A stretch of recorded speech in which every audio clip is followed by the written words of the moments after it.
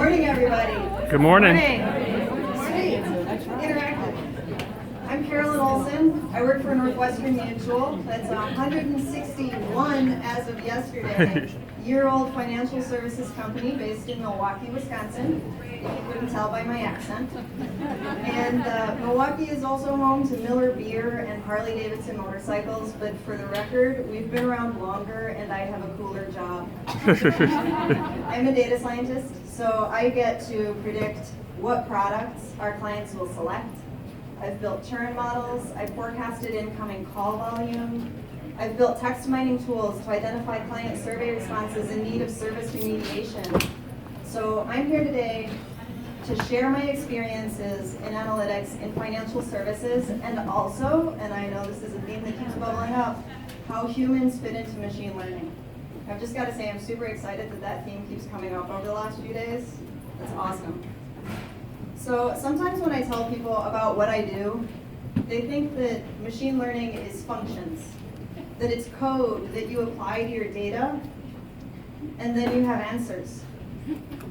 What I wish people would understand is that when it's done well, it is so much more than that. It's about human behavior. Recently, I talked with a team that was trying to predict fraud in financial payment transactions. So they had all this data, these transactional records, and they had some tools they could use to apply machine learning algorithms. So they gave it a shot. They took their data, they applied the right algorithms, and then nothing. They weren't getting the performance they needed. They just weren't identifying the right records as suspicious. So what did they do wrong? Okay, so here's why I'm going to say it's about human behavior. When we use machine learning, we're really just trying to solve human problems, right? Maybe we're trying to help a doctor make a good diagnosis. Maybe we're trying to assess a claim risk. Or maybe we're trying to identify who might commit fraud and when. So for us to be able to solve these very real problems, we have to keep the human behavior continuously top of mind, including the intended human usage from start to finish. So when I talked with that team that was trying to identify fraud in financial payment transactions, we talked about the importance of keeping in mind the human aspects. Who commits fraud? What kinds of fraud? What does that look like when it happens in the transactional records? So, talking through questions like that with the right experts allowed us to identify additional predictive data points. For example, a single account number showing up on a transaction, that might just be one part of the puzzle. Another part of the puzzle might be that that same account number showed up on 50 transactions today and that we'd never seen it before. So we use that process to identify the right data. And that lets us better predict fraud because we're thinking through the human aspects and allowing that to inform the data we pull and the variables we construct. There's a great example from about 10 years ago about how thinking through the human aspects is really crucial for identifying the right problem as well. How many people have heard of the Netflix prize? Woo! Okay, a few. Awesome. So, Netflix prize, a competition to improve the accuracy of Netflix's viewing recommendations. And that was the objective given. Best accuracy wins. So, the team that won, fantastic name, Belcore's Pragmatic Chaos. They took a whole bunch of different machine learning models that they trained, and they ensembled them together into one giant megalith model. And they said that they had to do that in order to, quote, squeeze the final blood from the stone. So they knew it was complex. But it was the most accurate, and it won. But in this case, it turns out they were maybe solving the wrong problem. How many of us are Netflix users? I'm gonna be really surprised if somebody isn't. Okay, so you log into Netflix, and you're probably expecting to see some shows and get to watching. Or if you're like me, just surfing recommendations all night because you can't decide, but that's fun too. Either way, what we aren't expecting is to log in and wait, and wait, and wait, and wait. So it turns out we're willing to sacrifice some recommendation accuracy for the gain in user experience of being able to do that quickly. So it turns out that Netflix's problem wasn't really build the most accurate recommender.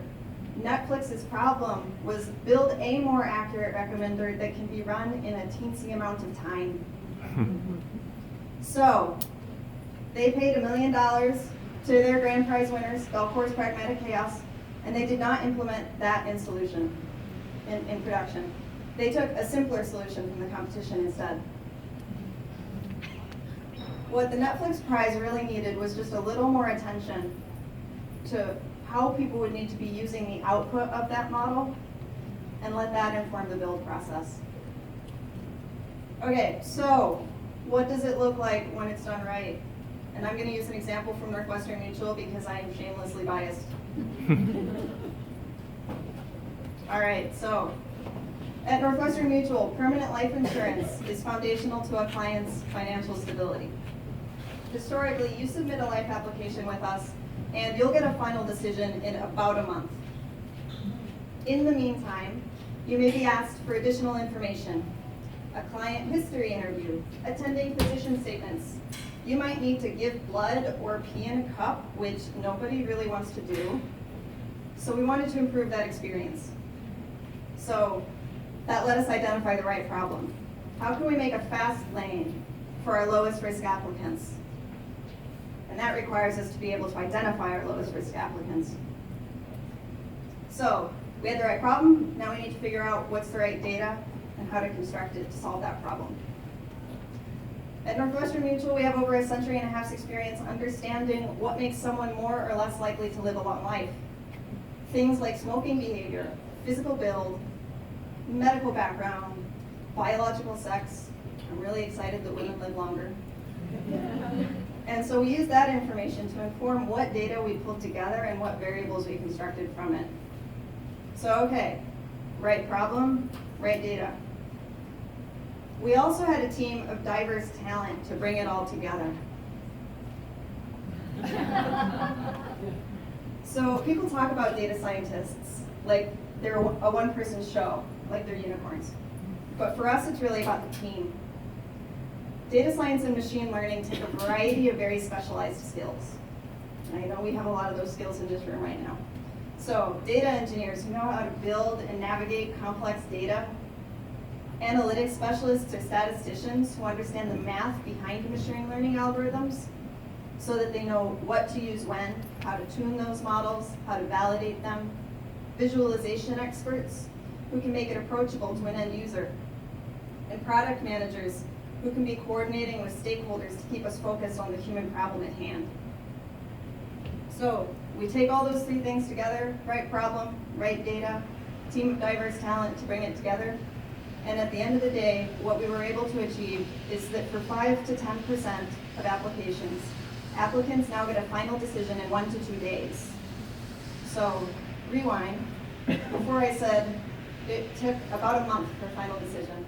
So now for our lowest risk applicants, 30 days down to 1 to 2, no additional forms, no fluids.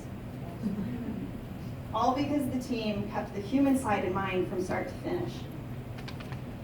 So yes, machine learning is code and it's data, but it's also, and we've heard this already today, empathy and curiosity and humanity. So my call to everybody here today is when you're tackling machine learning challenges, remember it's really not about the machines. It's about the people whose behavior we're modeling. It's about the team of diverse talent that's going to bring it together. It's about the people who are ultimately going to benefit from the output of your work to improve their lives and businesses. The machines just help us get there more efficiently.